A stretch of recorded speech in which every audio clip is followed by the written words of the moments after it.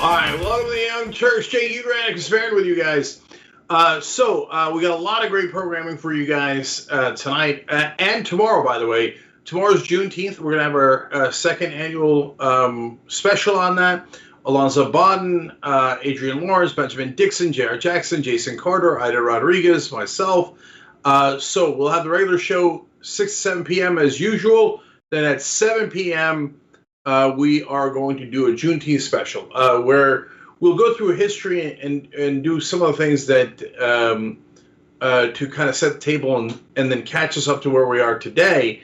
But we'll also have some discussion on things we don't necessarily agree on. So an exchange of ideas on an important day, and so don't miss that. That's going to be a really interesting show. Speaking of things not to miss, I wanted to check in on the thermometer. We're well past the halfway mark here. We are well behind, but have done a great job catching up a little bit over the last couple of days. 93,964. We're trying to get 200,000. Keep us healthy and strong. It's so important to have independent media around, especially these days. TYT.com/go. Thank you to everybody who participated and continues to participate. Every dollar matters. Anna. Well, I also wanted to just let you guys know about the post-game show today, which I always love the post-game show. Yes, we've been covering a lot of news stories in the post-game, whereas before it was more of a casual conversation. We still share some personal stories, but one of the stories in the post-game is a topic that I really didn't know I needed. And I'm going to give you just a little tasty taste so you know what we're going to be up to in the post-game today. Take a look. I am a proud Trump Republican, yearning to be free again. Who are you, victim or victor? Shame on all of you. Let liberty ring.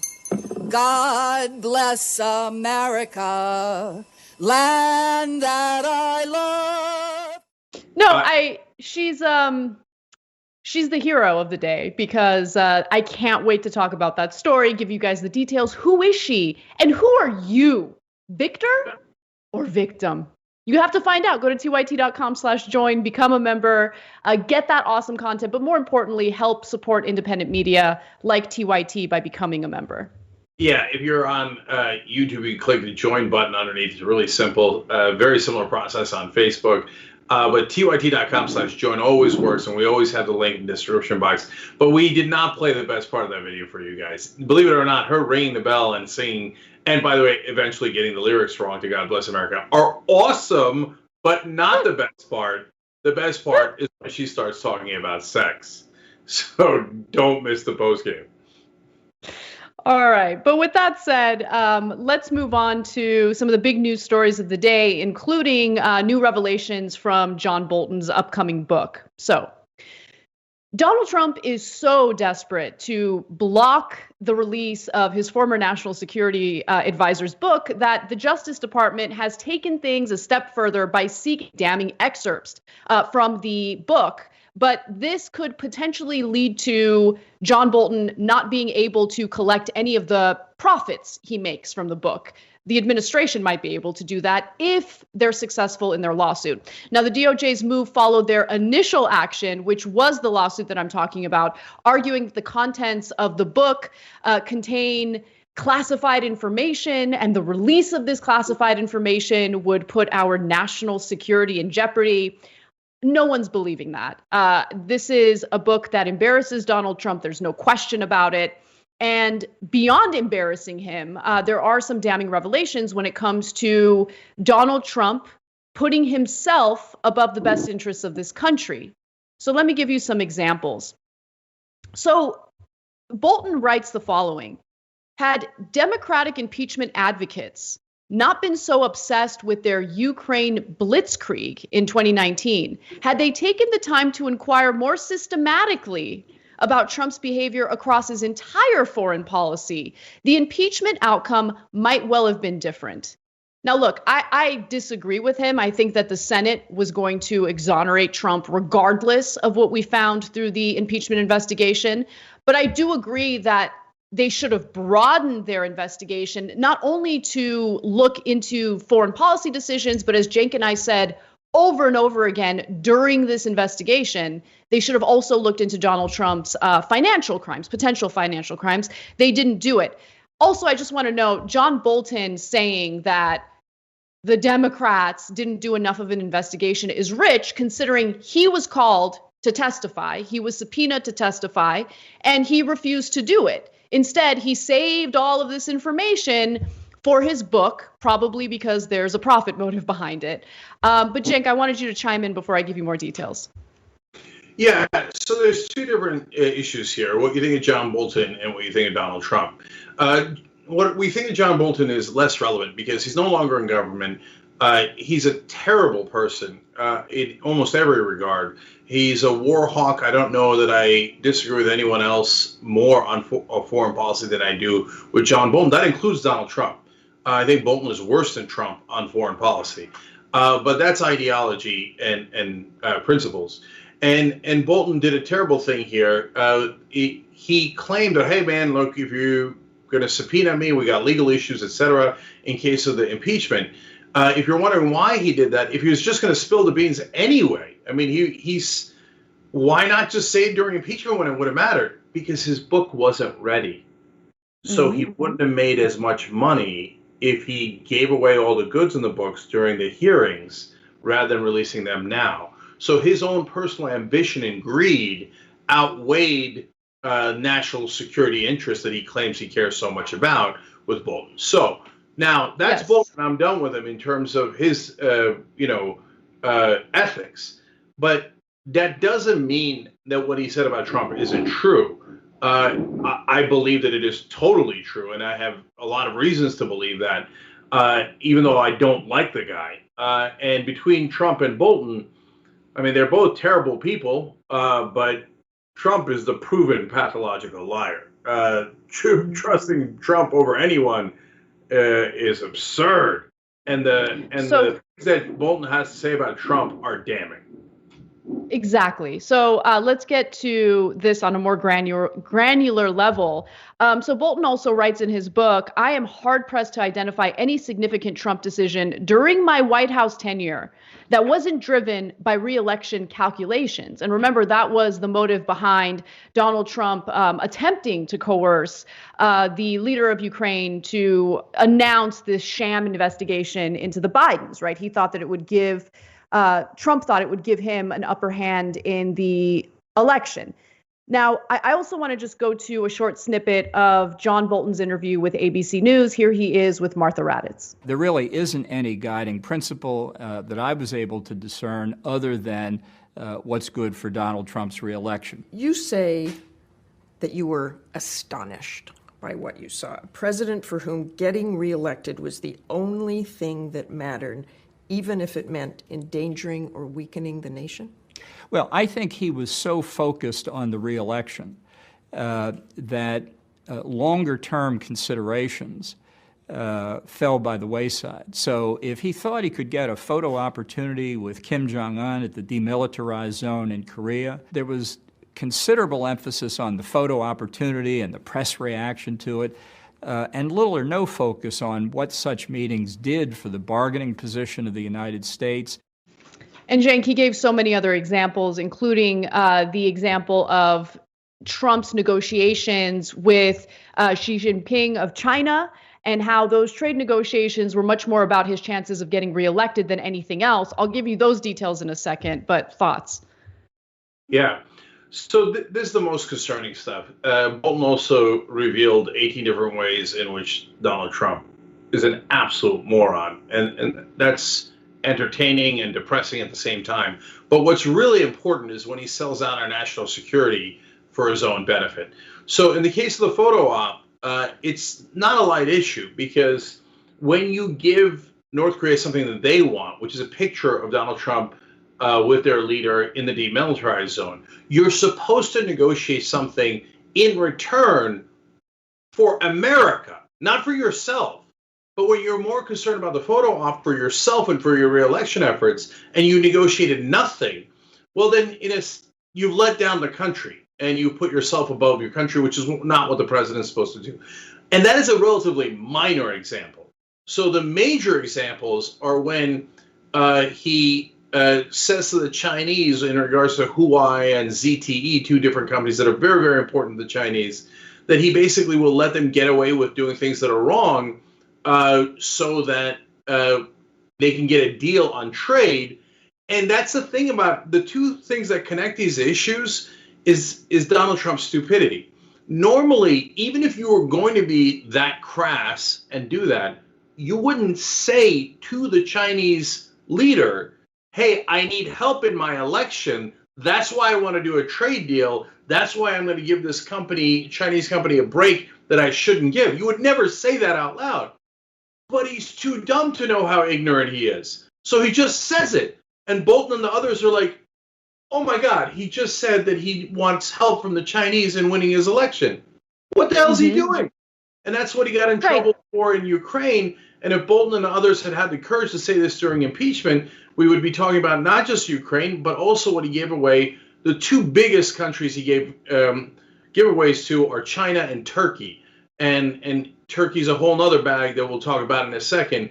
And you saw what he did in betraying our allies, the Kurds, and pulling out of northern Syria because he's making deals for himself. I mean, they had to impeach him on this. Both the Democrats and Bolton were so reprehensible in not getting that done. Right. So that was a good summary. I want to read some of the excerpts from his book pertaining to the negotiations with China. And I also want to quickly play devil's advocate afterwards, because some might argue, and I've seen this argument all over the internet, well, isn't this what every president does? Every president does these types of negotiations, knowing that if the negotiations end up the way that they are hoping for, it'll help them in their chances of getting reelected.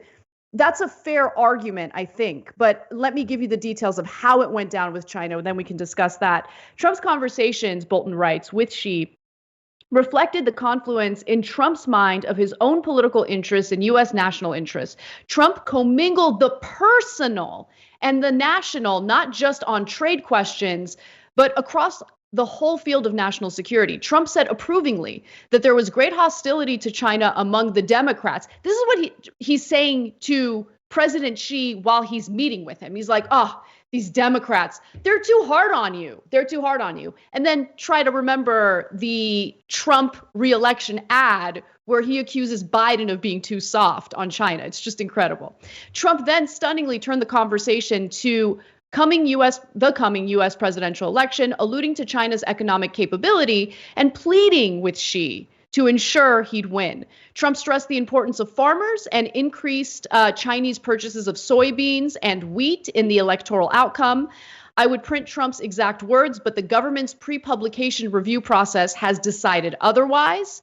And then he writes, Xi agreed that we should restart the trade talks, welcoming Trump's concession that there would be no new tariffs and agreeing that the two negotiating teams should resume discussions on farm products on a priority basis. And here's what Trump said to him: "You're the greatest Chinese leader in 300 years, the greatest leader in Chinese history."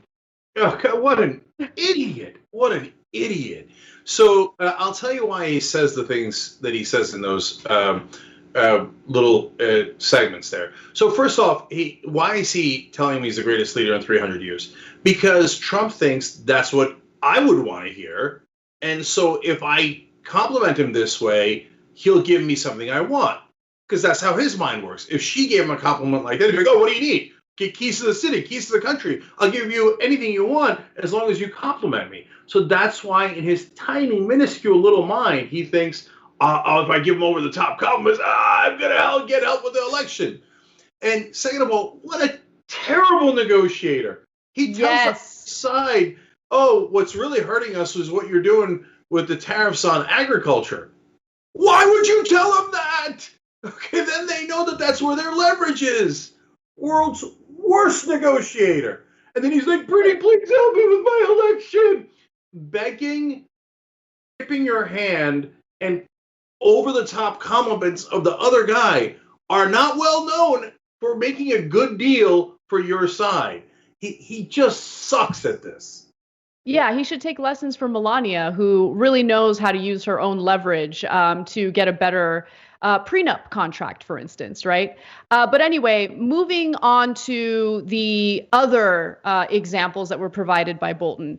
So there was some question about why Donald Trump decided to let ZTE off. That's the Chinese company that broke the U.S. Sanctions against Iran, right? So why is it that Trump did that? And Bolton did address it, right? Now, we focused on possible financial ties and how immediately after the ZTE case was dropped by the Trump administration, all of a sudden, Ivanka Trump gets rewarded all these trademarks in China.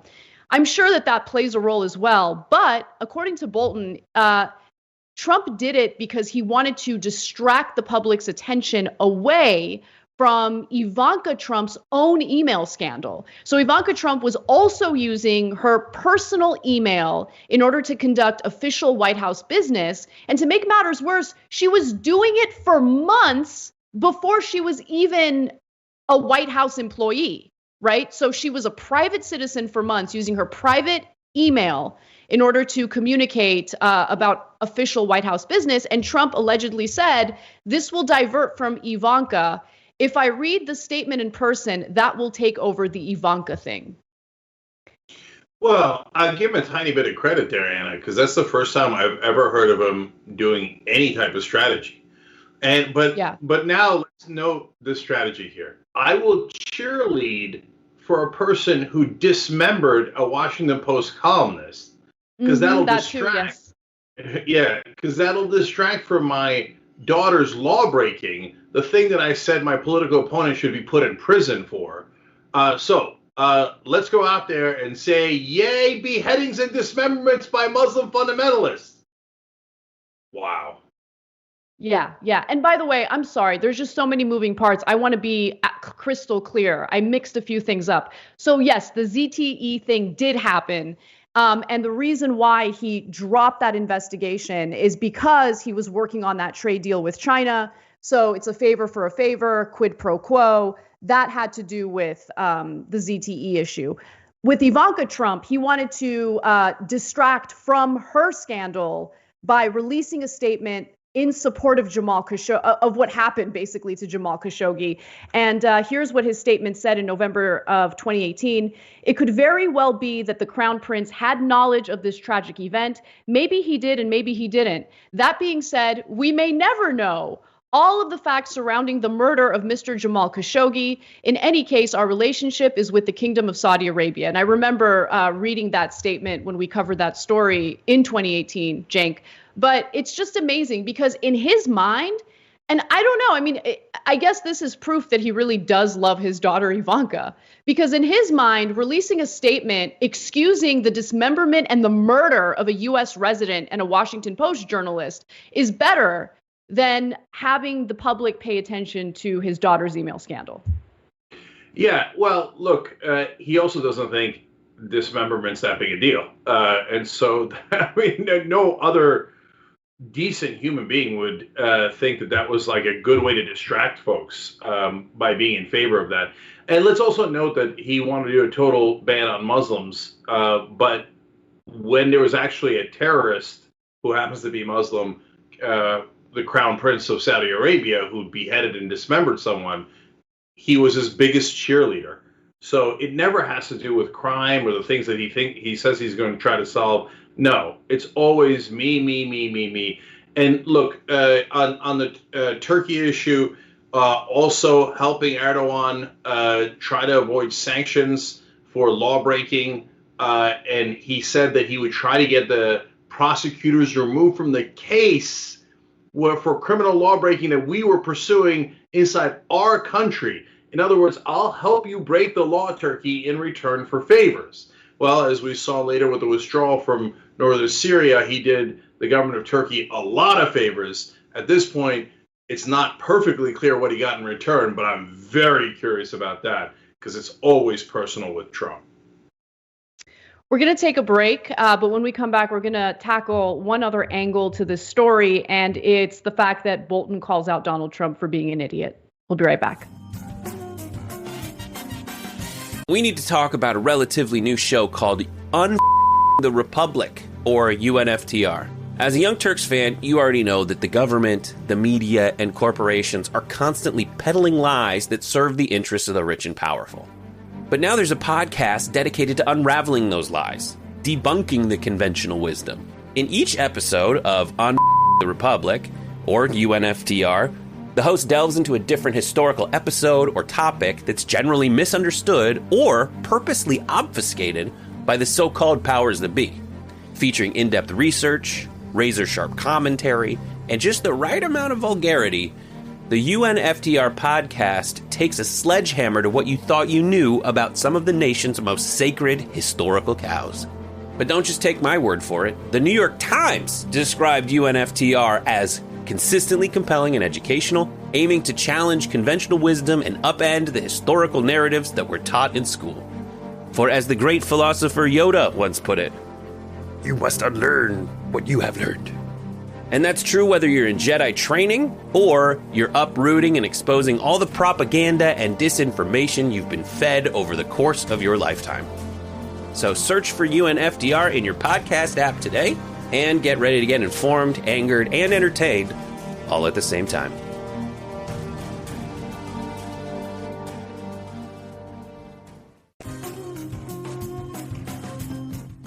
All right, back on the Young Turks, Cenk and Anna with you guys. Lots of fun comments I'm going to get to in a second. But speaking of comments, we also take them on a show we're doing tonight. It's called Between Me and Uygur. Fun name. It's on Twitch. It's must-see TV, so it's Thursdays at 8 o'clock. That's for old people like me. Boomers, you remember that. James Cromwell's my guest. Host, star of Babe and 7,000 other movies, and an enormous progressive. So you'll love James Cromwell. Twitch.tv/TYT. That's tonight. Twitch.tv/TYT. And check out our show and everything else, all the shows we have on Twitch as well. All right, just a fun little tweet here, and then one or two more comments, and we'll go back to the news. The Derpy Dragon tweets in, Donald Trump is an idiot, and water is wet from the perspective of water. And so, yes, Dimesh Synthesis 420 also says, for all the fear-mongering about China coming from the GOP, they didn't seem to care when Trump made the decision to let them spy on our military and intelligence agencies through Chinese ZTE phones. That is absolutely right, and it is one of the more damaging not just allegations, but really proof that Bolton has, because we already knew those allegations, but Bolton says, yes, it's definitely true, and clearly hurts national security. Millennial Hero with a fun comment in the member section, of all the things I miss about TYT pre-COVID, the soundboard is number one. And he says, Sarabies, Abi Kibar, Trump, Sarkar, and animals are innocent. The good old days. Amy says, received my great indoors t-shirt today. Love it. Love you guys too, especially Anna. Thank you, Amy. We appreciate it. And shoptyt.com. There's two things that are going like hotcakes. One is the great indoors t-shirt, which is fantastic. And now we got the masks that say, if you can read this, you're not practicing social distancing.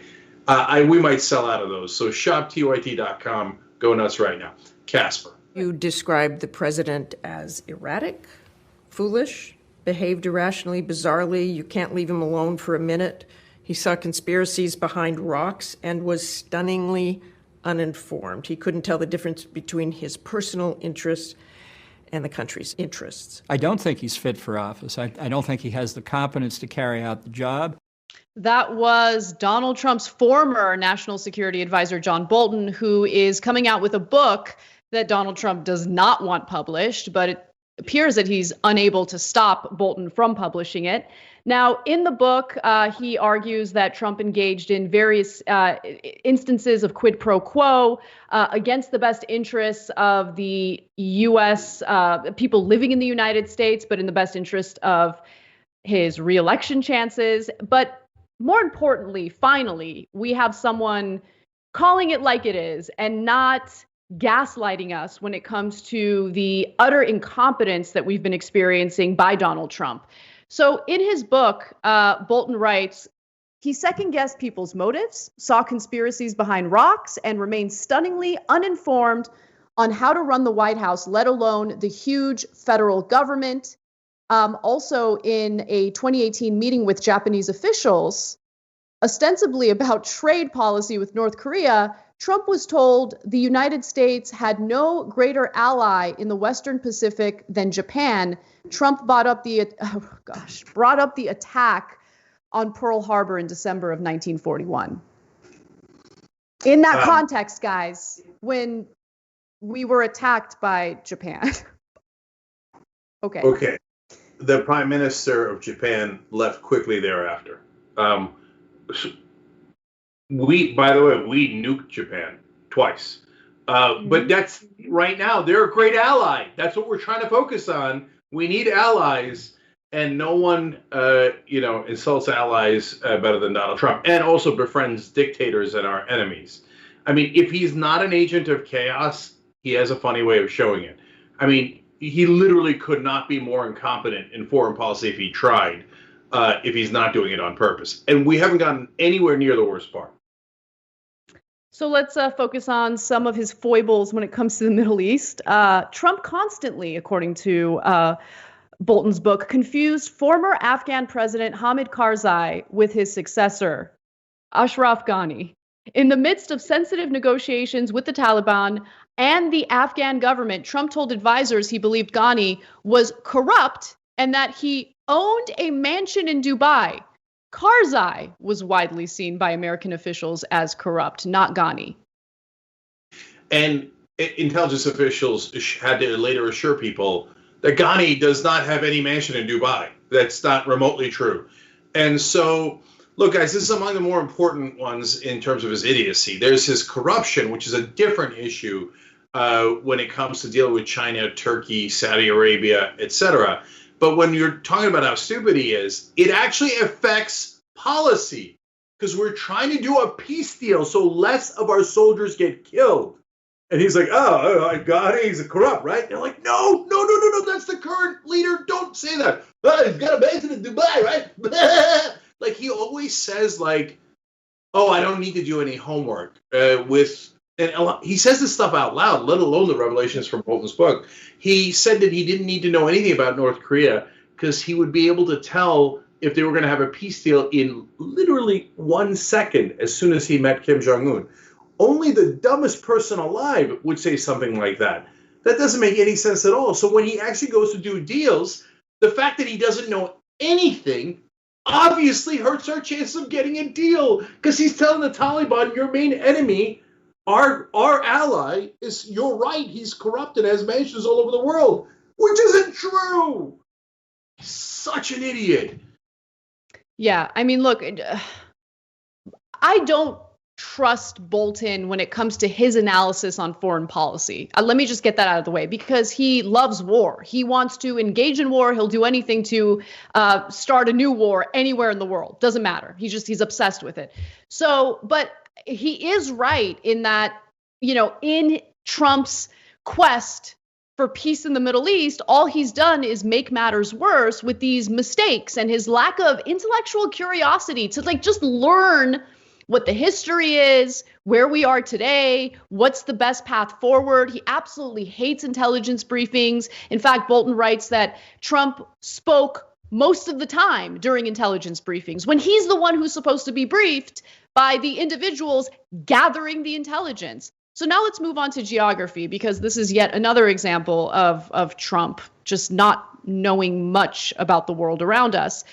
He said at one point, isn't Finland kind of a satellite of Russia? Trump asked, according to Bolton's notes. Bolton says later that same day, Trump asked his then chief of staff, John Kelly, whether Finland was part of Russia.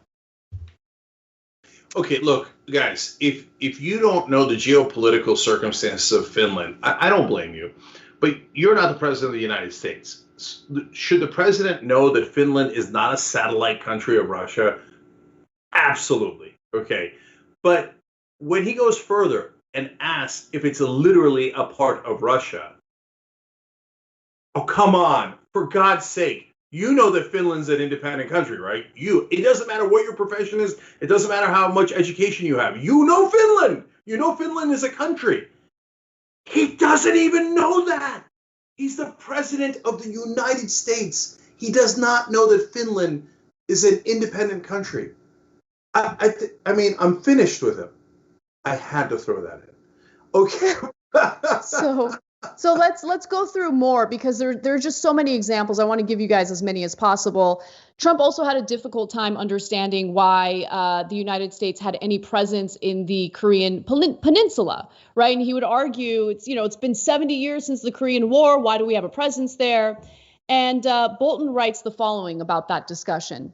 I did discuss with Trump several times the history of the temporary 1945 division of the Korean, the rise of Kim Il-sung, the Korean War and its Cold War significance, that old stuff. But obviously I made no impact. We endured this cycle repeatedly, always with the same outcome.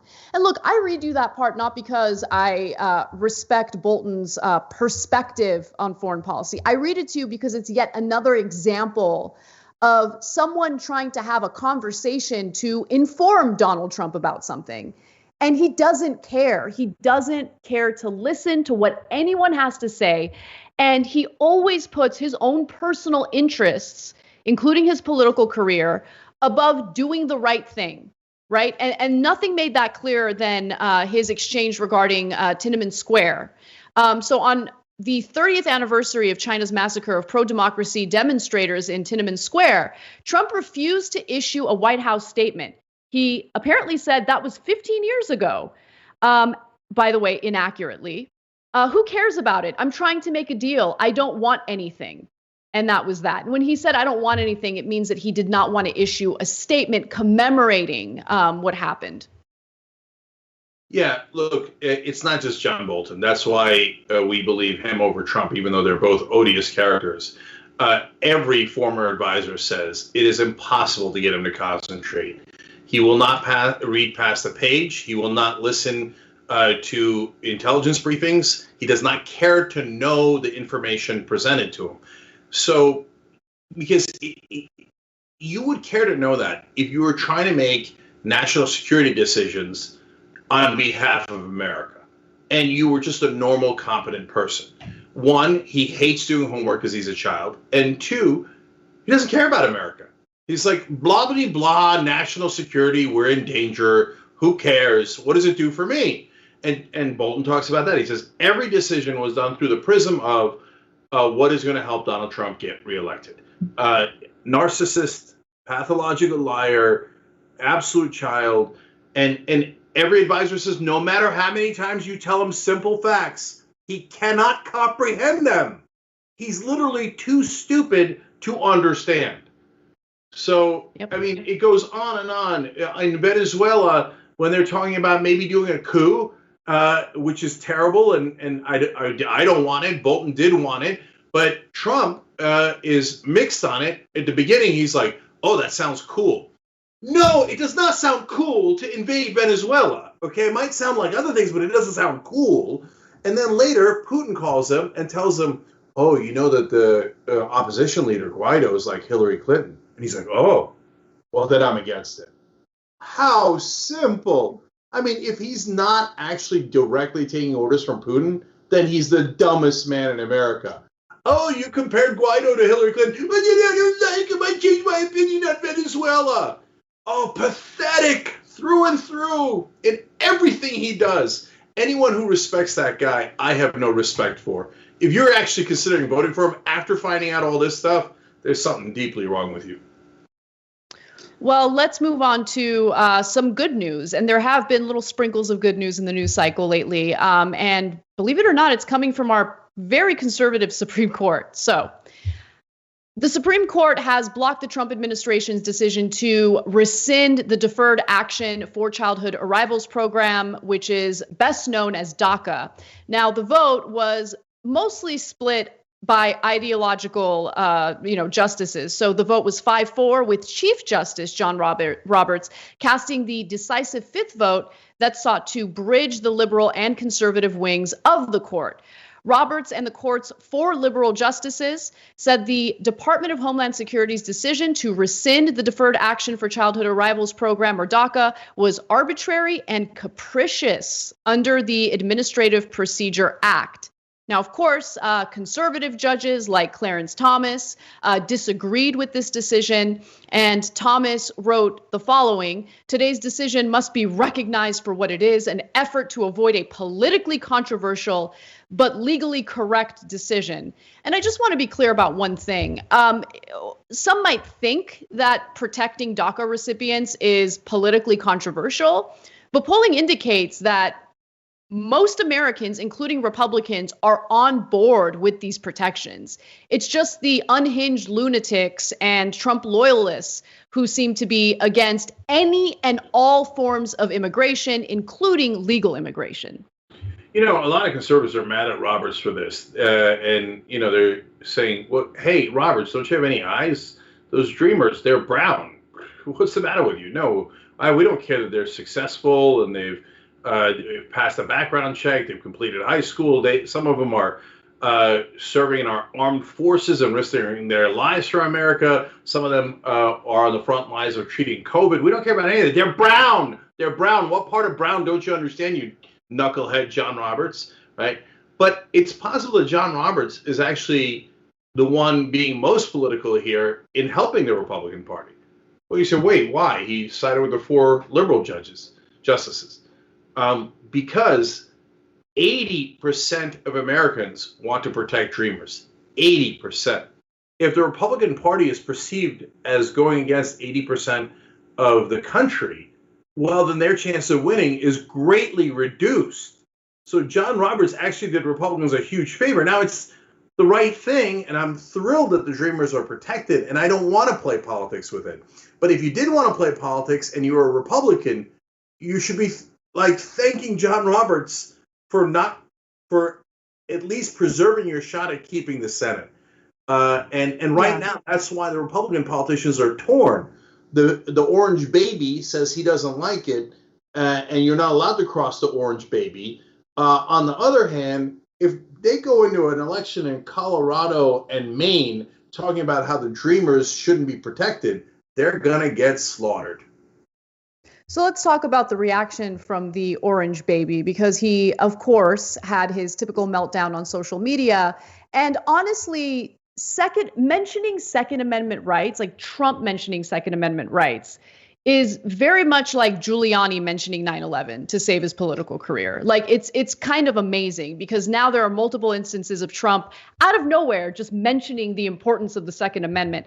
So he wrote, these horrible and politically charged decisions coming out of the Supreme Court are shotgun blasts into the face of people that are proud to call themselves Republicans or conservatives. We need more justices or we will lose our Second Amendment and everything else. Vote Trump 2020. By the way, fun trivia for you. After the shotgun blast tweet, Dick Cheney started trending on Twitter, which I think is hilarious because he shot someone in the face. Okay, another fun fact for you guys. The person who wrote the opinion on one of the cases that he's railing about, the LGBTQ case yesterday, was Neil Gorsuch, appointed by Donald Trump. So vote Trump 2020 because he'll put in people who voted the way that has enraged them. Oops. So that was his main go-to argument for conservatives. Look, it's obvious I'm a douche. It's obvious I'm an idiot. And it's super obvious I'm racist, that now a majority of white people in the country believe that. Overwhelming majority of the whole country believes he's a racist. But at least I put in conservative Supreme Court justices. Oops. There goes that argument. So this might actually hurt his election chances more than anything else. And that's part of the reason why the baby is crying. So let's take a break. When we come back, though, I want to talk about the fact that Matt Gaetz has an adult child that we didn't know about. So we'll share those details and more when we return. At TYT, we frequently talk about all the ways that big tech companies are taking control of our online lives, constantly monitoring us and storing and selling our data. But that doesn't mean we have to let them. It's possible to stay anonymous online and hide your data from the prying eyes of big tech. And one of the best ways is with ExpressVPN. ExpressVPN hides your IP address, making your activity more difficult to trace and sell to advertisers. ExpressVPN also encrypts 100% of your network data to protect you from eavesdroppers and cyber criminals. And it's also easy to install. A single mouse click protects all your devices. But listen, guys, this is important. ExpressVPN is rated #1 by CNET and Wired magazine. So take back control of your life online and secure your data with a top VPN solution available, ExpressVPN. And if you go to expressvpn.com/TYT, you can get 3 extra months for free with this exclusive link just for TYT fans. That's expressvpn.com/TYT. Check it out today. All right. Back on the Young Turks, Cenk, Uygur, and Kasparian with you guys. First, some comments. Jess, hashtag IamTYT, writes in, ordered my TYT face mask when Cenk told us it was in the TYT shop. Got an email yesterday letting me know it's been shipped. Can't wait. Check that out at shoptyt.com. The face mask that says if you can read this, you're not practicing social distancing. They might sell out. Cousin Vinny says Bolton's a coward and an opportunist. The fact that he's been sitting on all this information for years and is only now releasing it to make a ton of money puts him at the same level as the lowest of the low Republican Trump defenders and apologists. That certainly is true. Pekka says, I do know that Finland is an independent country. I happen to live there. Greetings from Finland. I'm so sorry. I'm apologizing for our country's or our leaders' ignorance. It's like, it's so embarrassing. More than anything, it's the most embarrassing thing to have to deal with every day. Keeping it tight. All right, let's move on. Yeah, tyt.com/join to become a member. We get your comments read first.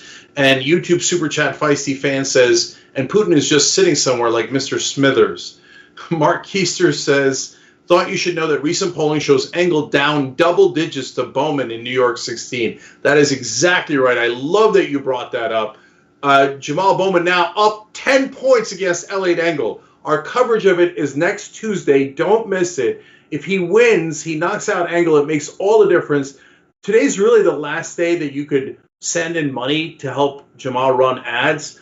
Engel is now being supported by Republican Trump donors that are outspending him 6-1. So justicedemocrats.com/Jamal. All right, so check that out. And real quick, let's look at our thermometer here at tyt.com/go. And Jamal was so nice. He came on the show this week and said, you guys were the first one to give me a shot. First interview ever, okay? So that's how we do it at tyt.com/go. You make that happen. 94,453. Can I see 95,000? Anna, can I see some more news? Yes, absolutely. So there was a fiery exchange between Representatives Cedric Richmond and Matt Gaetz on the issue of police reform. Now, Matt Gaetz was pretending that he was the real victim in this fiery debate. But it's important to note that this was all meant. It was a debate within the House Judiciary Committee meant to discuss and talk about what needs to be included in legislation to reform policing in the United States. Matt Gaetz and other conservatives want amendments that would lead to investigations of Antifa, even though there has been no evidence whatsoever that Antifa is involved in these protests or in any violence associated with the protests. In fact, there have been right-wing organizations like the Boogaloo Boys who have carried out acts of violence, including murdering a federal officer. But I want to play this video because I think it's so powerful, and it's also a giant eye roll moment for Matt Gaetz. Take a look. I'm not interested in studying Antifa. I'm not even interested in studying the Klan or sovereign citizens right now, because that is not the imminent threat that black men face on a daily basis. And right now, too often, it is law enforcement, those who were sworn to protect and to serve. And so all we're asking today is to deal with that. I want it to be crystal clear, and I will give you the benefit of the doubt that it is an unconscious bias that I'm hearing, Because at worst, it's conscious bias. And that I would hate to assume from any of the people on the other side. Will the gentleman yield? Sure. I appreciate your passion. Are you suggesting that you're certain that none of us have non-white children? Because you reflected on your black son and you said none of us could understand. Matt, stop. I'm not about to get sidetracked about the color of our children. We're talking about black kids. I reclaimed my time. You said that. I reclaimed my time. I know. You want the discussion? I know that gentleman reclaimed his time. I said reclaimed my time. I already know that there are people on the other side that have black grandchildren. It is not about the color of your kids. It is about black males, black people in the streets that are getting killed. And if one of them happens to be your kid, I'm concerned about him too. And clearly I'm more concerned about him than you are. So let's be clear about that. You're claiming you're more concerned for my family than I do? Who in the hell do you think you are? If the shoe fits. You don't know how much we care about our families. Kick dog holler. You should take those words down. I know you care about your family and love your family. The gentleman will suspend. The gentleman will suspend. The time belongs to the gentleman from Louisiana. Cedric, would you yield? Was that a nerve? Yeah. The thing that gets to me about that video is just like the insincerity and the disingenuous nature of what Matt Gaetz is doing. Like I know that like he's acting, right? Like, and I hate when the right wing does, I hate when anyone does this.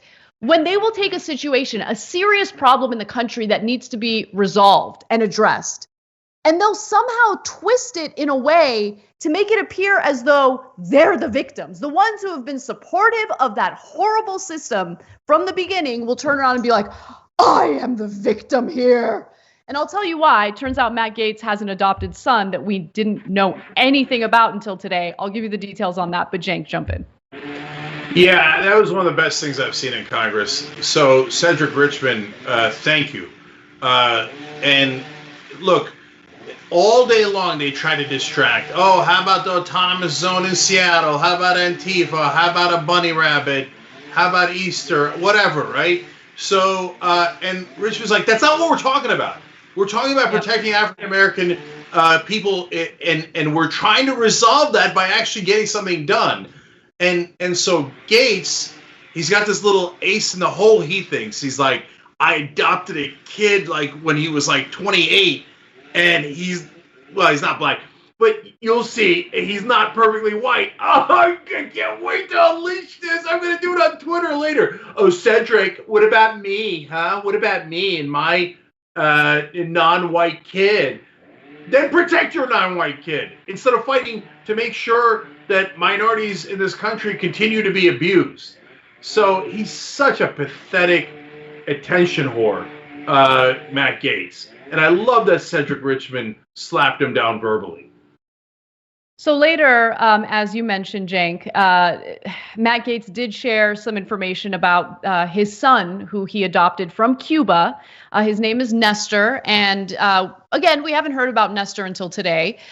So he shared this specific photo on Twitter.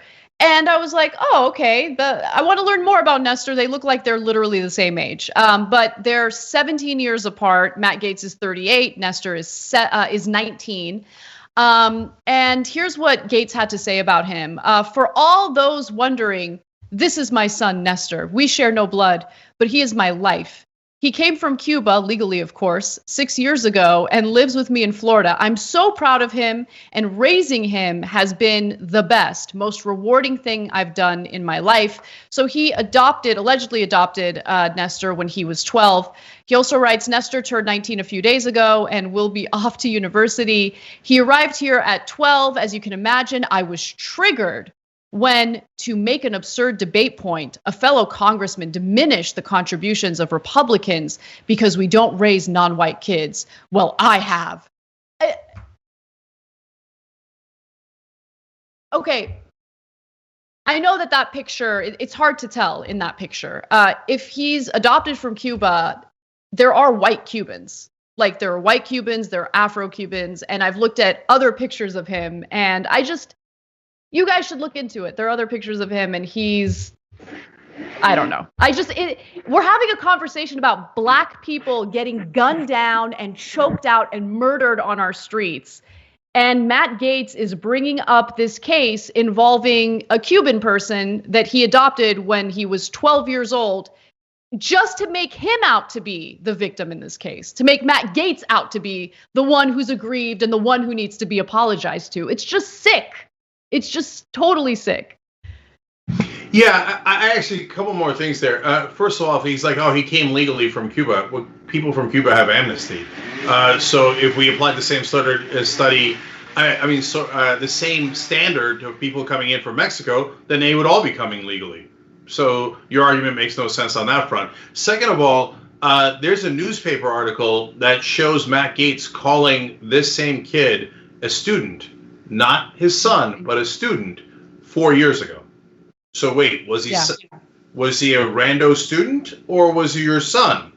And when exactly, he came at 12, when exactly did you adopt him? Before his 29th birthday or after his 29th birthday? Now, look, I know that he's theoretically 19, and I guess he adopted him at some point. He's not married. I mean, maybe they have a wonderful, loving relationship, and Gaetz's sister has put up a bunch of pictures of this kid with the family. And so, but between him and Laura Ingraham, they look like they're using human props for political reasons. And that's the problem. So if he truly adopted this guy and they have a loving, close relationship, all the power to them. Like, that's not where the criticism is coming from.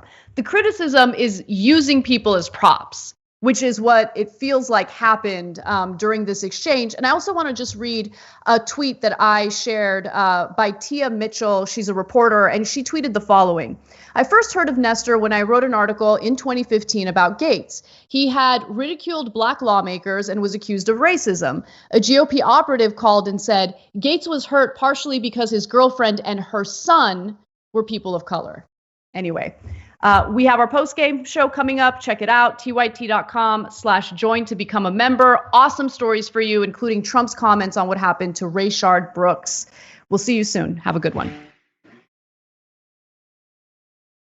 Thanks for listening to the full episode of the Young Turks. Support our work, listen ad-free, access members-only bonus content, and more by subscribing to Apple Podcasts at apple.co/TYT. I'm your host, Cenk Uygur, and I'll see you soon.